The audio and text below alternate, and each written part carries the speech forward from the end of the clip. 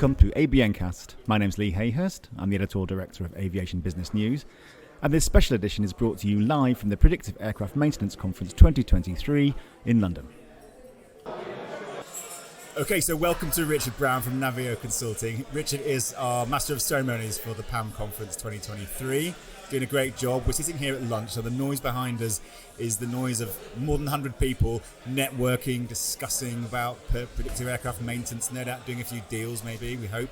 From Richard, from your perspective, how do you think things have gone this morning so far? We've done 4 or 5 sessions, a few panels, so what's been your main takeaway so far? Well, I think it's, first of all, Lee, thank you very much. It's a pleasure to be here, and I think first of all, you can hear in the background there's a great buzz at the event. As you say, over 100 people. We've got a whole mix of attendees from the airlines, obviously the voice of the customer, but also the MROs, the OEMs, and the data providers. So there's a good balance in the room. And we've been covering already, we've only been at it for this morning, but we've already covered a number of key topics, including, what we're trying to get out of predictive maintenance. What do we mean by predictive maintenance? What are the benefits of predictive maintenance? What is the journey that we're going on with regards to predictive maintenance? So there's some people that are at different stages of predictive maintenance. Some airlines who are very, early adopters and very deep users of predictive maintenance tools, and are seeing real results in terms of reduced AOGs, increased time on wing, and ultimately reduced airline costs avoided from disruption. It's also a planning tool. So the more we can plan and we can avoid costly maintenance events, then the better, because of course that feeds right the way down to the bottom line and ultimately to us as passengers. So I think we've had a great debate already from a number of debates within the number of speakers, and I've just moderated a session on MRO. And we had a smaller MRO who was talking about how they're going to buy a solution and not develop their own solution because they feel that that's something that's going to be a buy for them. But we also had a larger MRO who's developed their own in-house solution, and we heard from OEMs who have their own solution, of course. So there's been a great debate about, are there too many solutions in the market, and how can we best leverage and collaborate in terms of with the data and what it's actually telling us. So far so good. And that what you said there about number of solutions and players and stakeholders comes down to some collaboration. So we heard from Airbus that has got one of the key collaborations in Skywise. We'll hear a bit more about that later. But actually what Airbus was saying, quite interesting I thought, was that this is about predictive maintenance, okay, but actually it's more and wider than that. It's about the future of the industry. It's about how these emerging technologies like AI are applied to the aviation sector for the future, and it could change it in ways that we cannot even envisage at the minute. So I thought that was a great point to make. It feels like quite a niche thing we're talking about here today, but actually we're not. We're talking about something much wider and much broader. Yeah, no, and I agree. And I think artificial intelligence and machine learning, artificial intelligence is not going to replace people. It's just going to help us make better decisions, but ultimately supporting our experts that we have. And, I think that in terms of how we can leverage the latest AI tools, for example, is it's going to allow us to update models quicker or analyze models quicker, but it's still humans that are going to make those decisions. And so AI and other cool tools that we are all very excited about within the industry, they're just merely supporting the expert, and it's still the human that's making decisions. But the fact that we can make decisions quicker, so long as the data is accurate that comes in, of course garbage in, garbage out, but that's a separate issue, but in terms of collaborating amongst ourselves and leveraging best practices and data, I think it's certainly very exciting to hear real results from predictive maintenance that airlines are seeing, and that results are straight to the bottom line. That's the way you go down the American route of saying data instead of data. Yes, that's how it is, isn't it? We heard early on in the day actually from David from HAW, and he presented some results of our own research into MRO and into PAM, which have been referenced quite a lot since then. Some people agreeing, some people not agreeing. At the end of the day, it's just a survey, so we just surveyed people's views on it. What did you think about what he was talking about in terms of how views have changed over the years, and what are still the issues out there? So there's a survey which which was done in conjunction with AJW Group, and it was asking airlines and operators and MROs, I think it's a wide variety of users, their views on, for example, and this is where it becomes intriguing, and this is perhaps a little bit of a debate that we've had in the conference today, is that a majority of people expected that that predictive maintenance would reduce the numbers of AOGs and unscheduled maintenance events. So that was a widely held view, which is clearly what we're all striving for. However, to contrast with that, most people in the survey said that they thought it would increase the cost of component removal. So you are, if you're predicting failures of components, rather than waiting and flying to fail, which is typically what we do at the moment, we're willing to be more proactive and remove components before they cause an unscheduled event. So there's this sort of challenge or almost dichotomy between the willingness and the aim to reduce aircraft unscheduled delays, which obviously impacts things like passengers at hotels, or EU 261 if you're in Europe, flying to Europe, in terms of compensation that you have to pay passengers. But contrast that with, from an MRO sort of micro perspective, if you will, potentially more cost in your components removals, because you're going to be pulling more things off. So you'll save at one level, which is the overall aircraft unscheduled events, but you might see a higher level of component removals. So the debate at the conference was, how can we remove or reduce the number of no-fault founds? And that's something which I don't think we can ever get to zero. And there were some operators in the room that said they don't think that's achievable, but getting it reducing your no-fault found rates, and for those listening, that means that if there's a component that's removed on the line, for some reason it's got a message or there's some indication from the line maintenance engineer that there's an issue with it, and then it goes to the MRO and it's tested and the MRO says nothing wrong with it. So in other words, that's an unnecessary MRO expense, which plagues the industry in terms of components. So what we've always tried to do is trying to reduce the level of unnecessary removals. And the key thing, of course, is that our predictive data tools are not to unnecessarily encourage us to remove things for no reason. Yeah, take too precautionary right, because that causes another issue, right, that we're not solving. And it shows really, it largely and more broadly indicates we work in an ecosystem.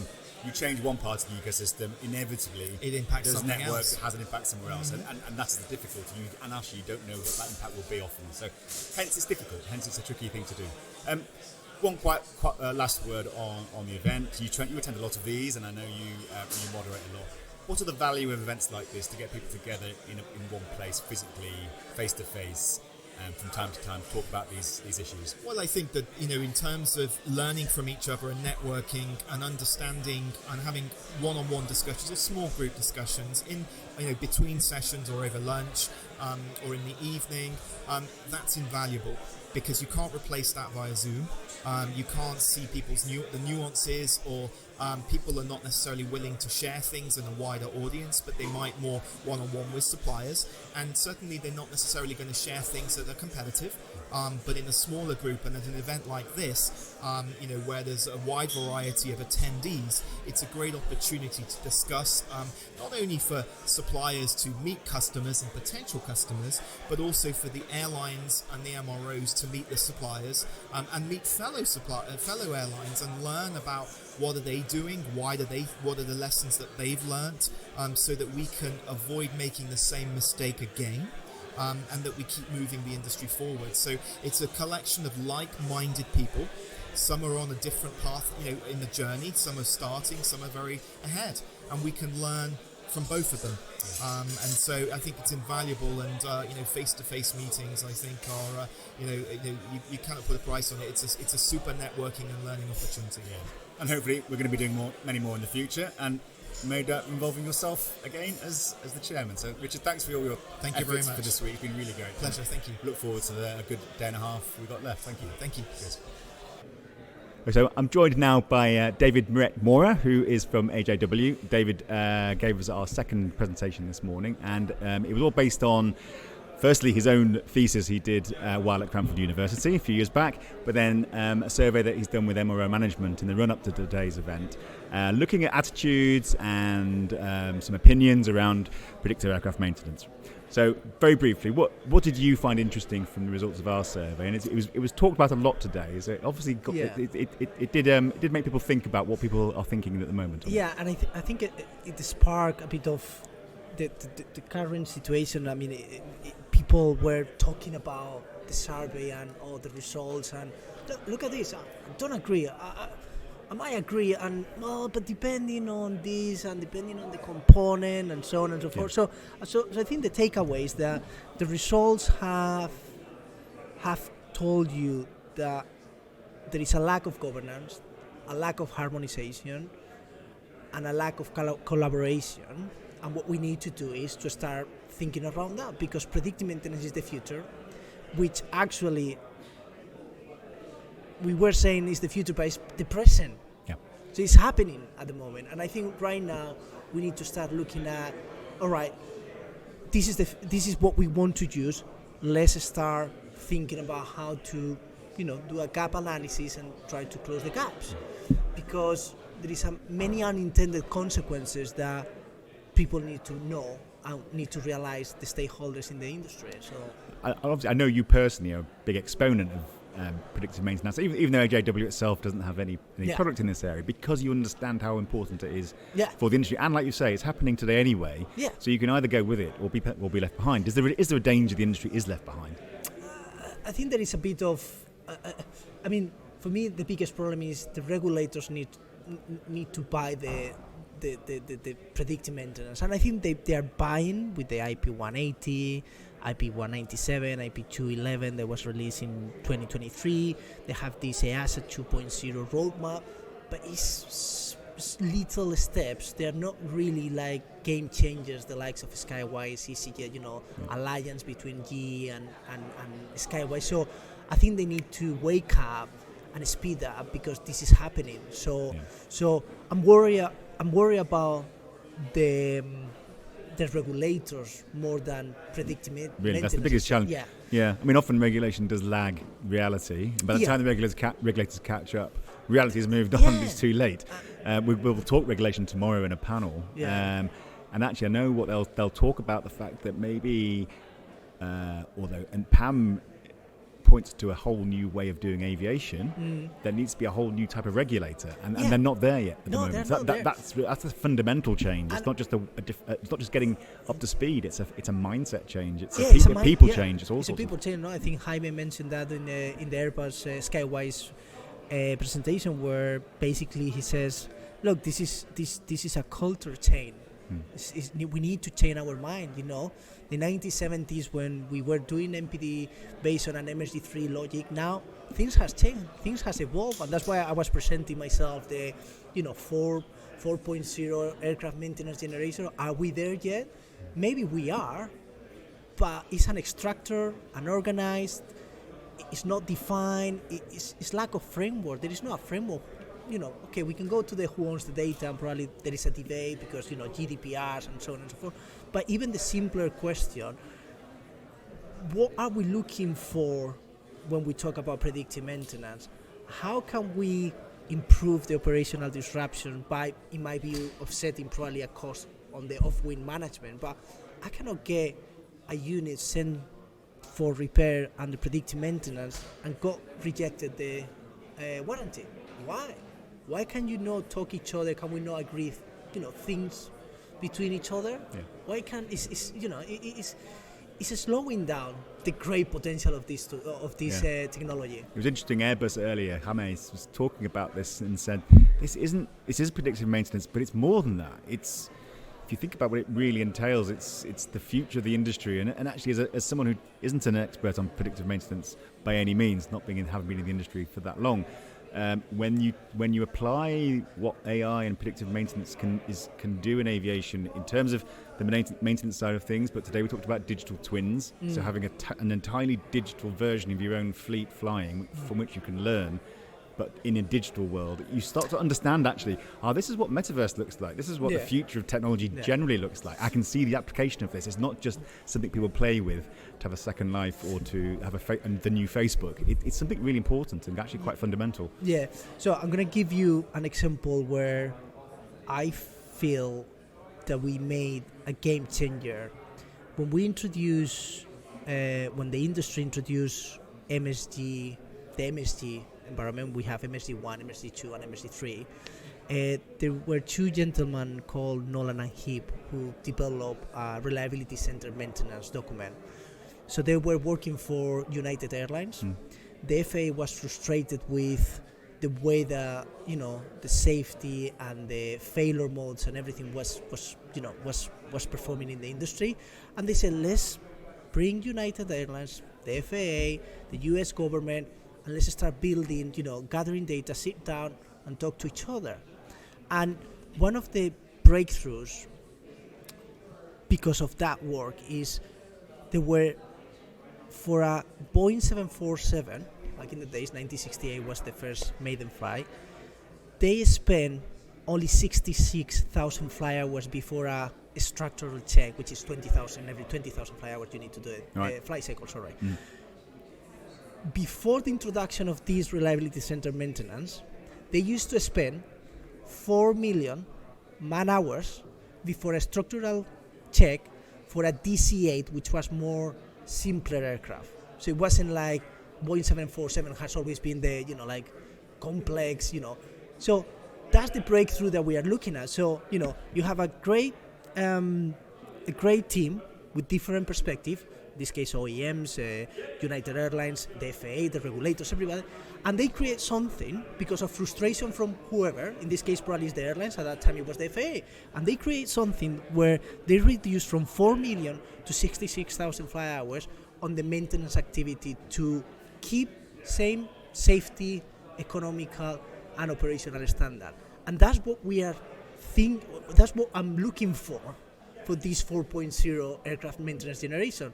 We sit down in a room, we come up with the right place. It's already developed because we can see it in Skywise, we can see it everywhere, and just put some framework in place, create that, create something together. Just almost like an impetus just to do it, like a bit like COVID had an impetus to create new vaccines. In an emergency, you do it.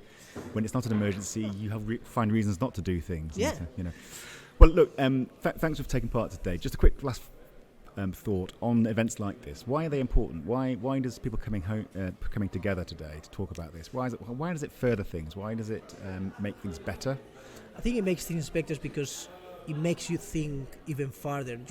You might be at home thinking, well, I see the world in this way, but you sit down here and then, I was having a chat with a gentleman today with regards to the finding reports. How can we digitalize that kind of thing? Because it's part of the missing closed loop that we are looking for to, I have a prediction, I remove it fix the problem in the aircraft, but is it really a unit that has failed because of the predictive maintenance, or is because it had a bearing or an O-ring missing and therefore I had to repair it? So I think there is a lot of kind of like thinking after this type of conference. There is a lot of takeaways and say, why don't we create a group to think about, and we were discussing that before, like I'm taking a lot of notes to make sure that we can create this, or we can look at different options, because no one is doing it. There is no any body that is actually gathering predictive maintenance experts, and I don't feel I'm an expert, I'm just a lover. I always say I'm a predictive maintenance lover rather than an expert, and trying to kind of like come up with better solutions. Predictive maintenance is the right solution, but we need to just sit down and agree what's the best way moving forward. And this type of conference is where you probably find half of the solution. And we certainly hope so. And it'd be great if something came out of it. So, look, David, thanks for your involvement, your time, and obviously your support. Thank you for the survey as well. I think it was a great idea to, let's ask for a survey and see the results, because I think it's a different type of presentation. No, like makes people think. Oh, hold on. Oh, interesting. Yeah. Well, I might not agree. Opinions are always a valuable Yeah. thing to assess. So, look, thanks ever so much. We'll see you at the next one. All right, brilliant, perfect. Cheers. Thanks a lot. Cheers. Right, so for our final interview for today's podcast, I'm joined by Amanda Bach, who's from Delta Airlines, and she's an engineer in the propulsion department for that airline. So welcome, Amanda. You've just come off stage. We've just done a session from the airline perspective and what predictive aircraft maintenance means for you guys. Give us your thoughts on how today's gone. What are the key takeaways for you? You've come here to learn as much as you have to give us your thoughts. But what have you going away with today after the first day of PAM 23?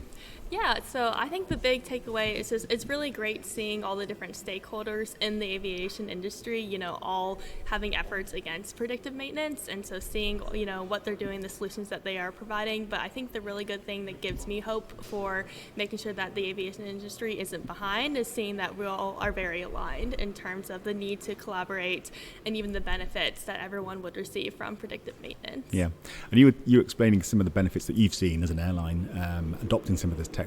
Just run through briefly some of those things that you have seen and why it gives you confidence that the more you do in this area, the more benefits an airline and Delta will get out of it.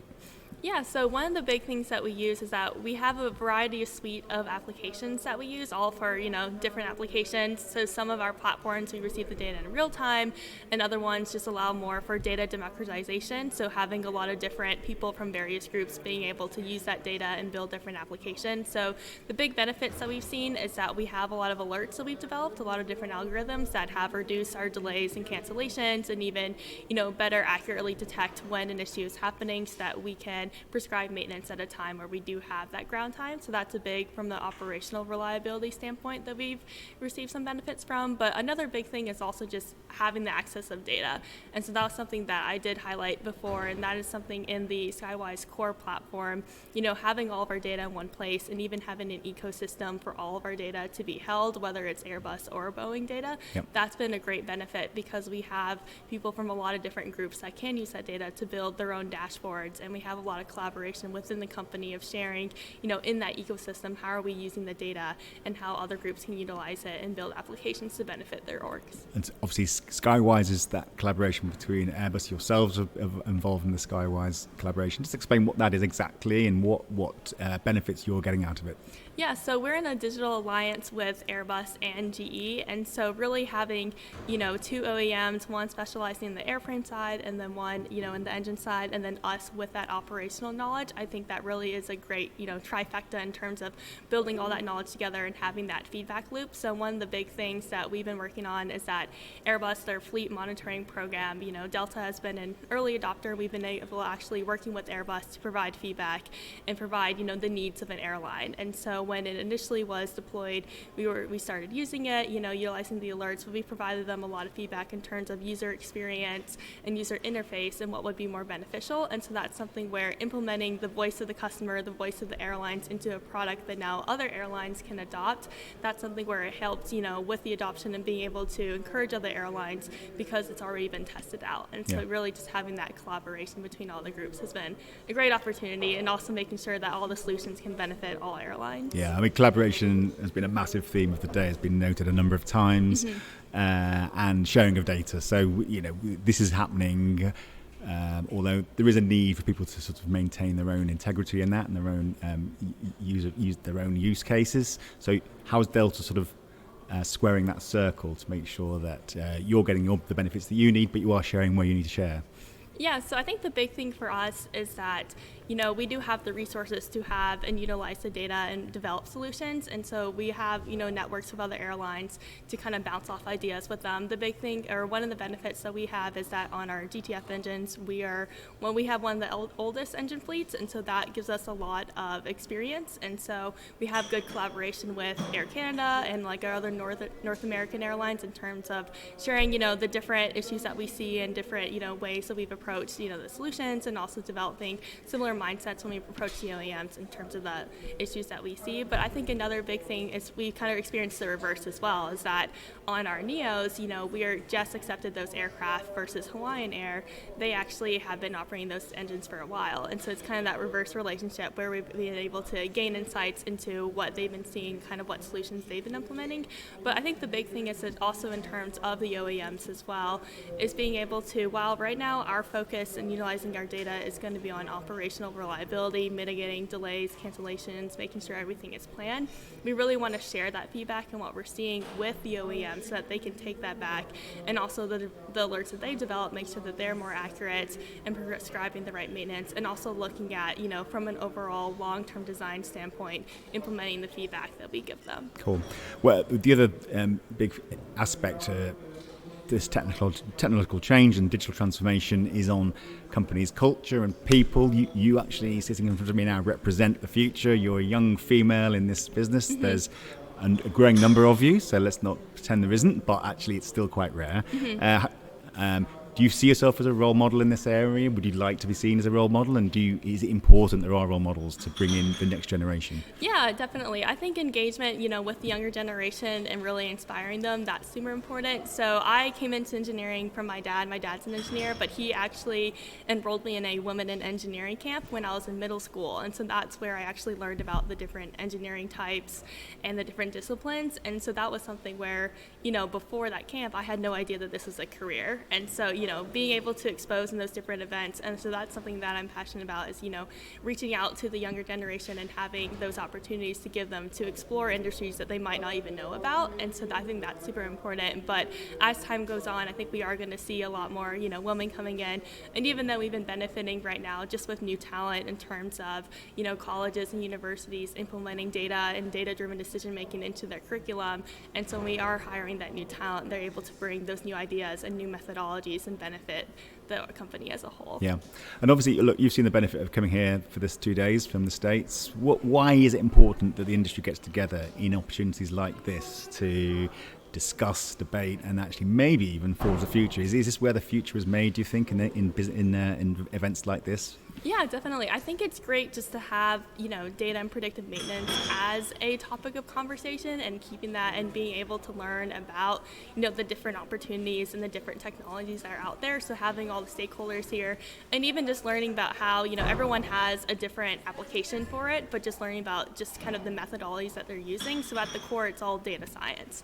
And so even though like one, specific model, another, like MRO, they might be using it for a different application, we can still use that baseline to apply it to engine performance data or aircraft performance data. So it's really kind of the core of how are you using the data, and then thinking about how to apply it, to your own company. And that's something within Delta that we've actually been working towards, is that we've noticed that there's a lot of people working with data and they're kind of in their own silo. And so we've established communities within our own company to talk about how are you using data. And it's really just those methodologies and the core data science that we kind of benefit from, because one of the big things is that we realize is that once you kind of have a tool in your toolbox, you're able to apply it to so many different things. And that's where I think the adoption of predictive maintenance is going to be exponential, because once you realize that you can apply this to one aspect, you all of a sudden your eyes open to all the other things that you can do with that. And so that just, causes you to be inspired to try and, address all these other problems now that you understand what data can actually do. Yeah, no, it's great to see sort of enthusiasm for the topic, and it makes you very confident for the future of the industry, that there's people like you in the industry looking to the future and being so upbeat and enthusiastic about what can be done.